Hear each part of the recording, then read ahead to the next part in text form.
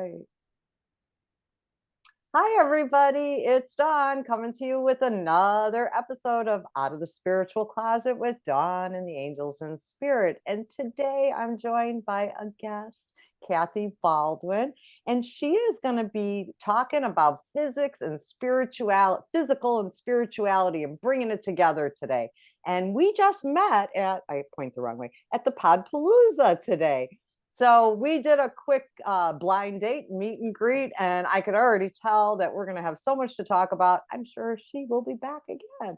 So without further ado, I would like to take a moment to hand the microphone over to Kathy. Welcome, Kathy. Can you just tell us a little bit about yourself and what's your jam? What do you like to do? Well, for me, I've been studying everything from neurology, physics, biochemistry, quantum physics, everything for the last 40 years. And I had a breakdown a couple of years ago and realized I needed to heal myself. And during that healing journey, it became very obvious that we were already connected to universal laws and energy. It was me that was out of alignment. Ooh, I get goosebumps on that one. So, a lot of people talk about a dark night of the soul. A breakdown, a crisis point is your dark night of the soul. But, with darkness, there comes light. If Absolutely. if we push through, if we make it through the night, and sometimes that's hard. I am a cancer survivor, 8 years, and I did not understand mental illness and pressure because I was of a mindset of just push forward, which is why I got cancer. So, but my dark night of the soul came at a very weird time. And it was not something I would have expected, but it allowed me to heal those dark parts. And that's what Kathy's talking about here. She's talking about that the breakdown was the opportunity for this new life. And I always say cancer cured me, which is really weird, right? But Absolutely. My breakdown was a breakthrough because, like exactly. you, I was going with the old rules and I was pushed hard, hard, hard. And even though my body was talking to me and it was, knocking me on the shoulder, I went from pain and disease and fibromyalgia and adrenal fatigue. And I just kept pushing. And Okay. eventually my body said, okay, I can't do anymore. I love that. So, question for the audience. Are any of you struggling in your body right now? If you are, that's an opportunity to go deeper and to understand where you're not broken. There's nothing wrong, but you're out of alignment, and understanding what needs are not being met. What are you sacrificing in this pursuit of life? So very nice. Very nice. Thank you for bringing that up. Oh, absolutely. And we were talking about quantum physics. Well, I realized that physically I had chemicals of cortisol and everything trapped in my body, which was causing the inflammation, which was causing the fibromyalgia. So now I realized that for me to release that, I needed to go to energy.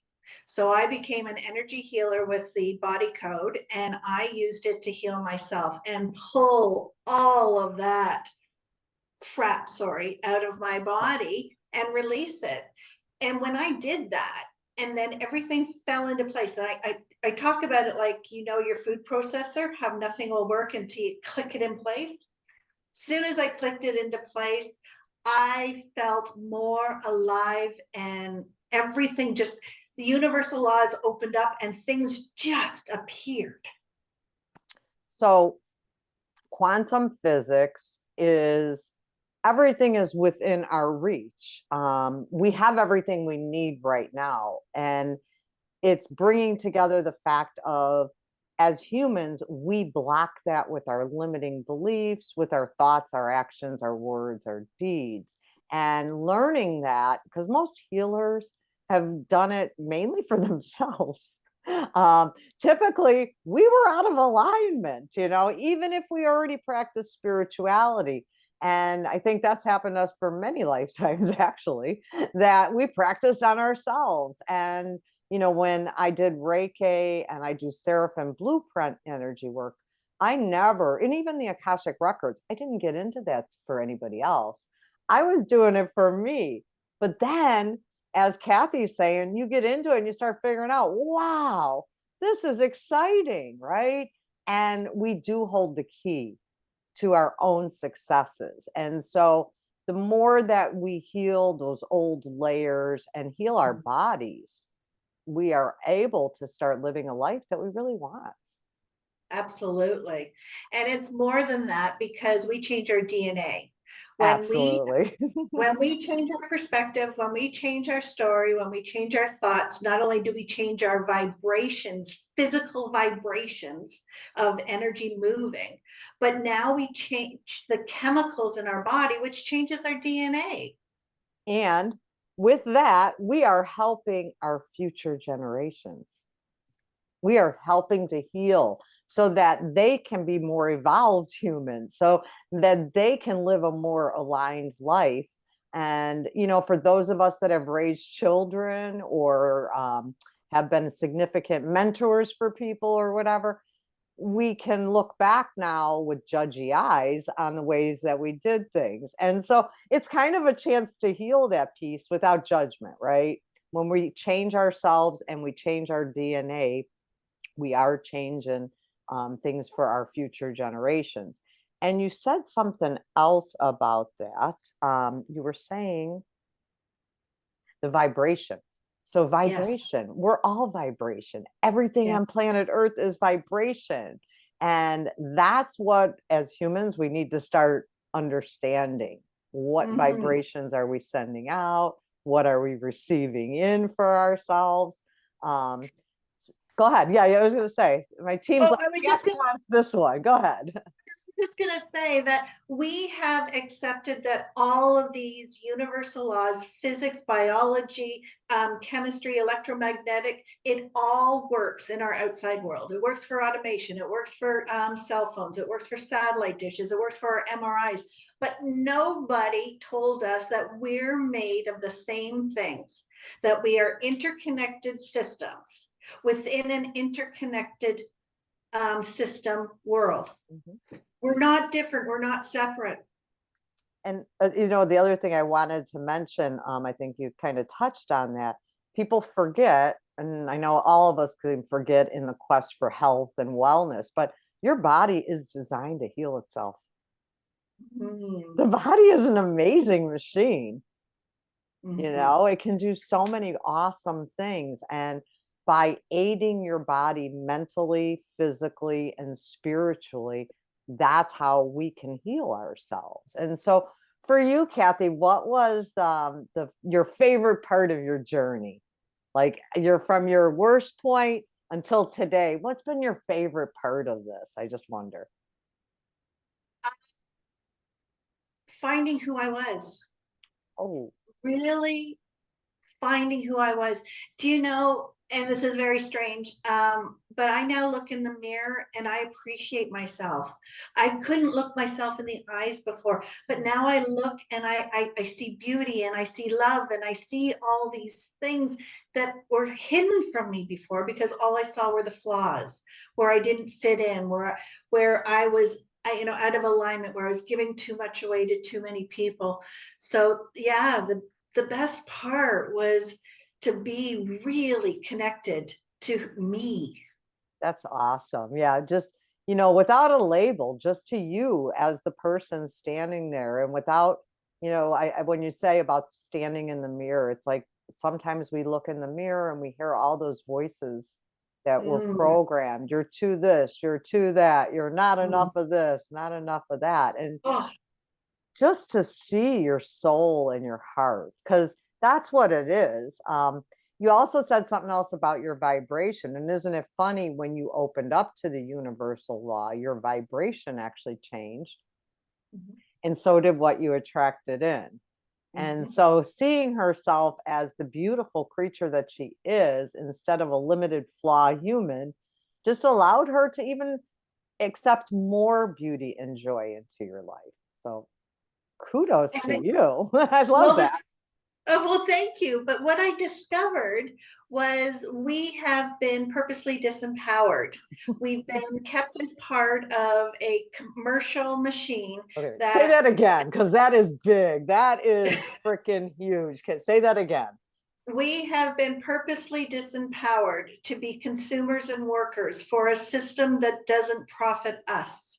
Absolutely. It takes care of the small minority. 98% of the world's wealth is within 2% of the people. Mhm. It is so disproportionately outbalanced. And it's because, in my opinion, that marketing people have become experts at how our mind and body works. So they know how to manipulate us with marketing.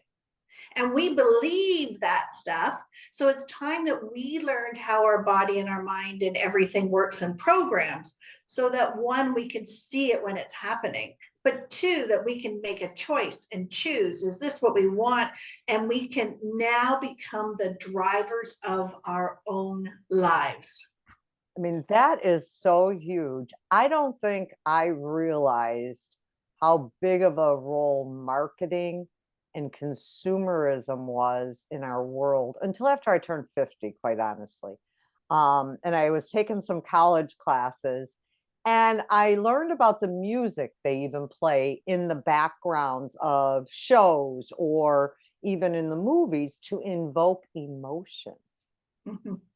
And then when I stopped to take it even further, and this what you're talking about is you think about all those messages all day long, whether it's on the phone, on social media, on the computer, on billboards, you need this in order to be happy. You must have X, and they're flashing it. So even if you're not accepting it, it's being fed subconsciously into your brain and into your energy field. Mhm. And then Kathy said something else that I think is really important is that, like, when you see these things, when you become aware, Mhm. awakened, and you start to see these things, then not always reacting, but Mhm. seeing them. And so for me, I love it because, yes, I've worked on a lot of shadow parts. I'm sure Kathy has too. We have some history here. We have things that we want to release, old beliefs and that. But when you say, I'm releasing that, a lot of times what the universe gives you is that same situation again. And they Yes. show it to you to see, did you really mean that? How are you going to respond this time? So if I have a trigger and I'm working on it and releasing it and I think I'm really good, it like comes like, here I am. And I now can laugh. I go, oh, I start to respond because I'm a hot-headed Italian. I can't help it. It's just the way it's in my DNA. But I've learned now to take that breath and go, instead of reacting, take it internal and see. So now, Kathy, Absolutely. go ahead, Can I just say one thing about that? please. Our brains have an unconscious part of it that runs 95% of our lives, because we are automated machines that are extremely efficient. Emotions are tied to that program. So when an emotion is struck, the same program comes up. You don't have any hope of bypassing that until you heal it, until you release it. Mm, So you can say, yes, I'm going to do this from now on. But that becomes the masculine push, push, push. You have to absolutely. go and release and heal and And be able to come into yourself for that mhm. validation because it's really about that. It's coming inward instead of outward for our validations. There was something else you said. I think we could just talk all day, Kathy. I know This is when fun. I meet my people, my tail wiggles. Yes, I know. I get so excited. I'm wiggly enough anyways. So Kathy, you've also written a book. Can you talk about your book a little bit for us? Absolutely. My book is called Unlearn the Crap, about personal success and empowerment, shattering the illusions of what it takes to become the real you. It's basically what we've been talking about, the purposeful disempowerment, how it happened, how we were raised in a society of conformity, and that when we didn't fit in the conformity box, we were deemed wrong and judgments were put on us. our whole school system was about right or wrong and grading. And so we have this whole thing built into us that we're being judged constantly. And one of the not one, the lowest vibrating emotion is shame. And It only, shame, I'm going to add to that, it only comes in at a 20 HZ. So yes, every emotion has an energy, and 20 is way, way, way down there low. It goes above 700 for the highest ones, which is enlightenment and other you've words. got my chart. I use that in all my practice stuff. I love the Omega chart. Yes, I yes, I love Omega. So yeah, whatever. me too. Yeah. The thing I wanted to say about that is the only emotion that's lower is death. And shame is not a natural human emotion. It's a judgment that has been put onto us. Yeah. That's big. Judgment. So I love words, and I love going deeper into what the words mean in my world. And Mm, so for me, I really thought I was never a judgy person because I don't judge what you do, but I was very judgeful of myself. But what I found out was when I was judging me, I was actually judging you too, because we have to be at this certain point to be acceptable. And that's mhm. not true. Unlearn the crap. Unlearn the crap. So, yes, that sounds really great. And you are giving that away as one of the gifts. Am I? No, I have a Okay. cheat sheet on Okay. Unlearn the Crap. Yeah, Okay. the book is available on Amazon for $22.22. I love that. Oh, so you got the angel numbers even there. I told you we Of were soul course, sisters here. yes, yes. So So it's there is a a cheat sheet. handout. Yes, So yeah, check and it you can go out. and download. Yeah, I was going to say, download her cheat sheet. And then if you're interested and you really want to unlearn the crap, head over to Amazon. You know, they got fast shipping this week and all these next couple months. But yeah, I love my Kindle. I buy all my books on Amazon. So instant gratification. So let me see. Is there anything else? We are at the Podapooloza, so we are really tight for time today. And it hurts Oh, when I you could got talk for someone, hours. I know, when we got someone on here where we hit our jam. Kathy, if you will come back to the podcast, I would love to have you back. I'll put her on the spot and ask her live. Oh, I'm yes, yes, yes. Like I said, my happy tail is wagging that I found my people. Yes. And so I think this is beautiful. Kathy deals in quantum, she deals in the physical body. She herself has moved past a lot of this energy. She works with clients, helping them to unlearn the crap. She has some signature programs in that. And I will have all of her links available in this listing so that if you want to reach out to her, please do. And you'll see her again on my show. So if she'll have me. So I'm very excited about that. And I thank you really so much for your time. And I'm so grateful that we met on this blind date today. That's the universe connecting us. Thank you. Thank you so much. So I look forward to talking with everybody. If you have any specific questions for myself or Kathy, please put them in the chat on YouTube or send me an email at angelsinthehouse111@gmail.com. Thank you so much, everybody. Bye-bye. Hi, everybody. It's Dawn coming to you with another episode of Out of the Spiritual Closet with Dawn and Spirit. And today I am joined by a wonderful guest that I just met at Podapooloza. I keep pointing the right way. Okay. At Podapooloza, which is why I have a different background. And I'm here today with Dr. Deborah Greenhut. Yes, I want to make sure. We just had a blind date and we are aligned with so many things. And what her passion topics are what this audience is all about, too. So I will put my glasses on so that I can read this properly. I'm sorry there, but Deborah is an award-winning author of The Hoarder's Wife and she speaks on difficult subjects in family and mental health. And she speaks from personal experience and research. And her goal is to help improve the caregiver's life. She has written a book that we'll put the links in for. And she also works with clients too on the caregivers on helping them move through this and live a more blissful life.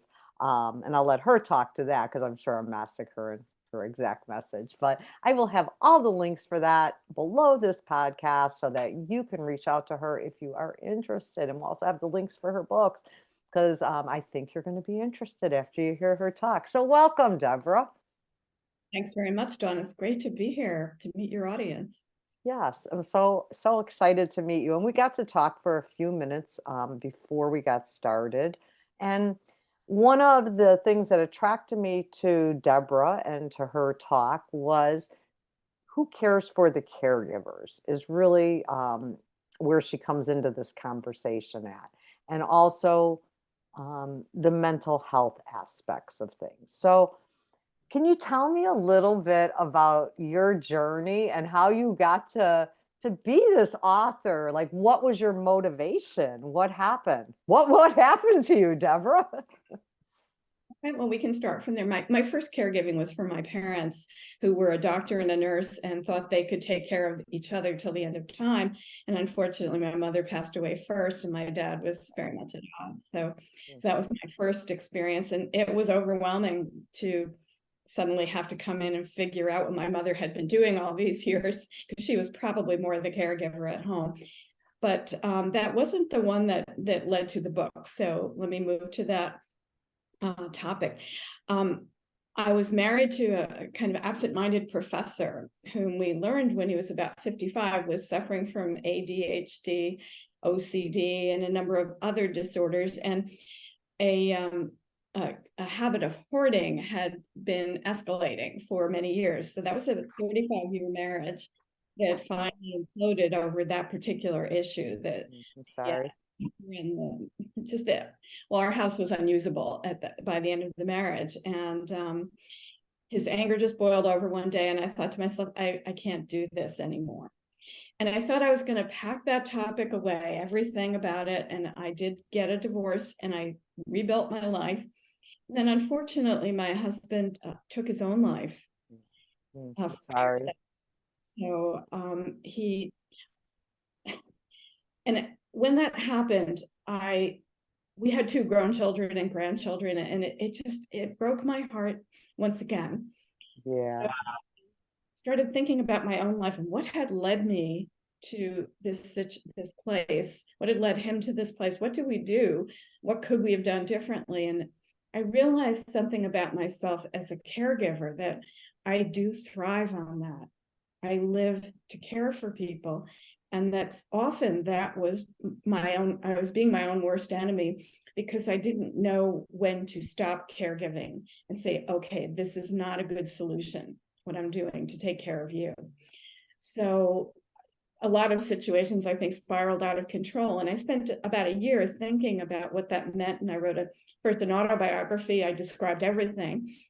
And then I thought, I don't want to put it out there as a biography of myself. So I rewrote it as a novel. I changed my career path and I added siblings I don't have. So it was a different kind of story, but the essence of it is still there, that taking care of someone with a mental disability, which is what I did there. And I also took care of my partner with Alzheimer's. But doing those things, one can easily be absorbed by the condition of the other person. And you want to help so badly that you forget that you have to take care of yourself too. So that is huge. As I was telling Deborah beforehand, my grandmother passed from Alzheimer's and dementia and that.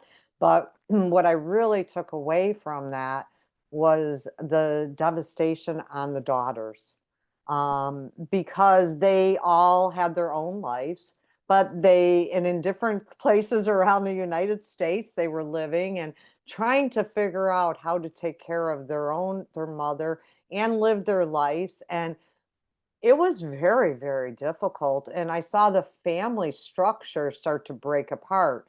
I did this, you didn't do that. And I'm not calling anyone out on it. I'm just saying, for me, it was very just wild to see that, trying to care for this person was breaking apart all these other relationships. And the people were really struggling. The daughters were struggling. It wasn't like they didn't want to care for their mother. They were just at their wits' end, because it's not an easy job. And I don't think they had your wherewithal to understand, too, that, there is a line where you have to take care of yourself. Yeah. There are 55 million caregivers in America.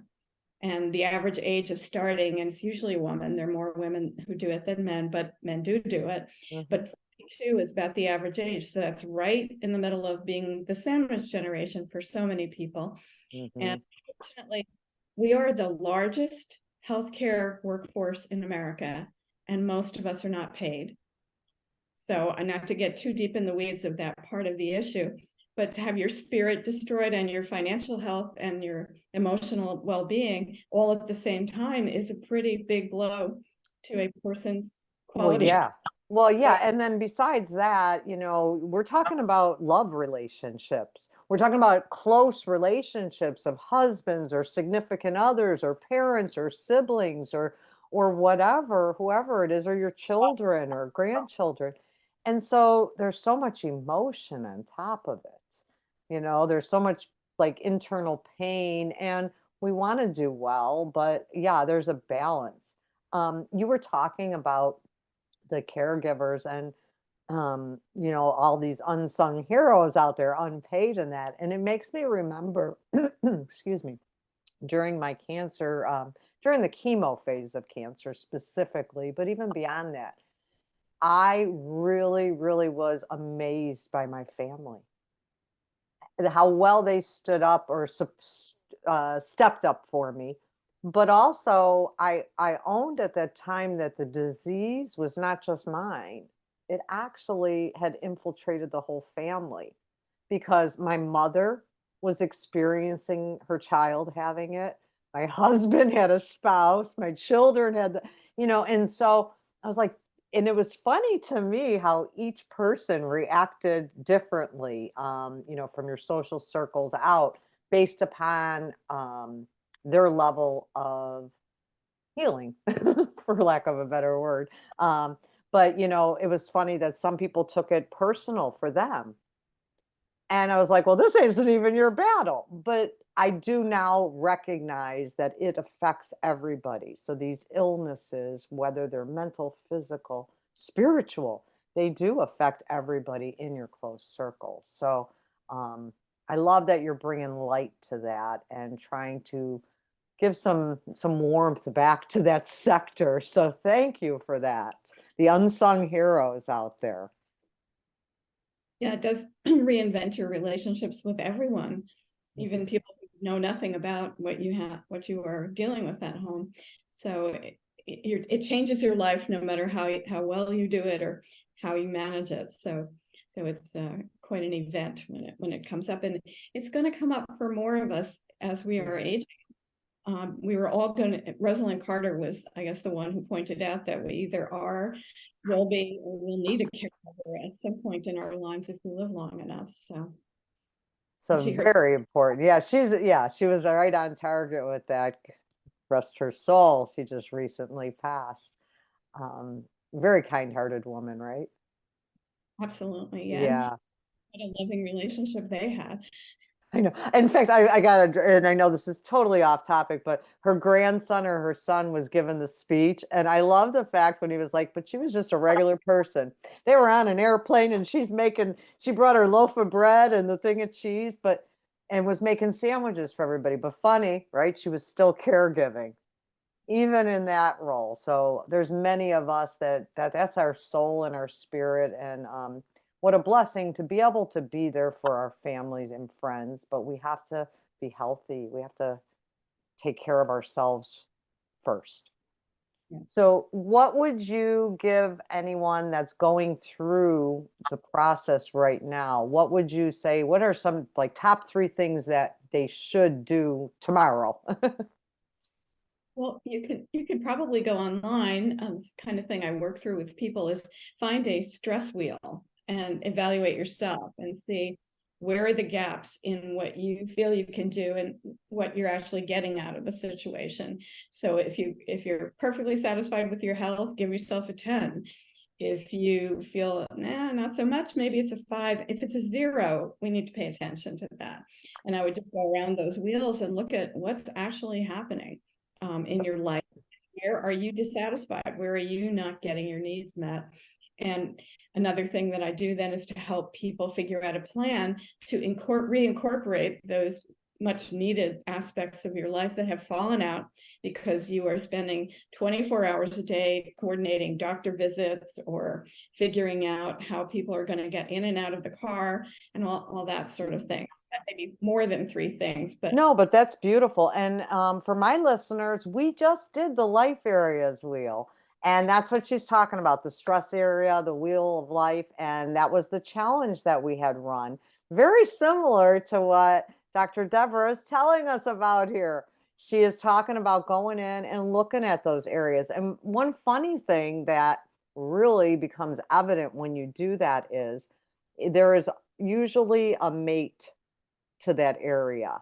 So if it's and my brain is kind of gone today, but there like with your physical, with your love, it's usually finances is on the other side of it. So there's usually another area. So if you're stressed out and you feel unsupported, your emotional needs are not met, there's another area where you're going to see that you probably also have a low satisfaction level. So check out those stress wheels. They're very helpful. Get your journal out and call Dr. Deborah up. I know she's probably Dr. Greenhunt, and I'm just being a massacreist here, but I change everybody's names.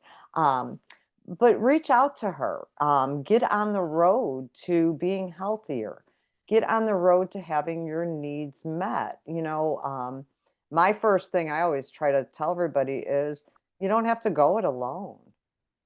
Like if I would have met Deborah 4 years ago, I probably wouldn't be doing some other things I did because I would be all over that whole methodology. So find something that speaks to your soul and use it to nourish your soul. And she also has written the book that she told us about, The Hoarder's Wife. And we'll have the links for that if you wanted to go check it out. It is out there. And also, what else do we have here, Deborah? We have your, there will be some more information maybe in the link for you to meet up with her if you'd like to contact her. And so what do most of your clients, how do you work with most of your clients? I think the biggest obstacle to get over is agreeing that they want to make a change, which is true for just about anything where we want to progress in life or go forward. So we spend a lot of time thinking about the value of, and once you've assessed yourself, well, I see where the problems are and what can I do about it? Which are the things that are acceptable to me to do? Because each of these plans has to be individual. Everyone can't. I don't believe there's a one size fits all. We are all unique. We all have different fingerprints and we all have different soul and mental and physical needs. I think, we're building a dream again, or we're building back a dream, or maybe it's a new one because you realize the old one is not fitting anymore. And then motivation to stay with it and the support that you're going to need to do that. So that's my plan. I love that. I love that. So if this is speaking to you, if you are ready to gain some support, some help, some guidance to lead you on the path to help you live the life, create the life that you want, and you want some tools to get there, call Dr. Deborah, reach out to her, and just, start the process. I am a big believer in one little baby step at a time. Whatever it is. Yeah, sometimes I like to do the big steps, but make a small step forward. When I wanted to improve my physical health, I started walking around the block. That's all, just walking around the block. And some days that was a struggle. But then, the next week, okay, or the next month, walk 2 blocks, walk, a little bit further. build on your successes. If you haven't had successes in many years, if you haven't felt good about yourself in many years, then see somebody like Dr. Deborah to help you get some wins so that you can build on that momentum. I mean, we love that as humans. We all want to feel that little win, right? And to be seen and heard. I think that's the huge part. You will be seen and heard with Dr. Deborah. She will acknowledge you. She will understand because she's lived it. And she will help devise a plan that's going to work for you because it's not cookie cutter. So I love that. That is so beautiful. Anything, parting words you want to add? Because we are getting to the end of our time. Just that I wish all your listeners well, and I hope that you will take good care of yourself, because we need you. We need caregivers, and we need all the people who have that inclination to be around for the rest of us. So I thank you, and I hope that you will take good care of yourself. That's beautiful. Thank you so much, Deborah. I really appreciated having you here. I love your message. And for anyone wanting to get in contact with Dr. Deborah, check out the links below. They will be with everything. They will be with the podcast and also on the YouTube station. So thank you very much. See you soon. Bye.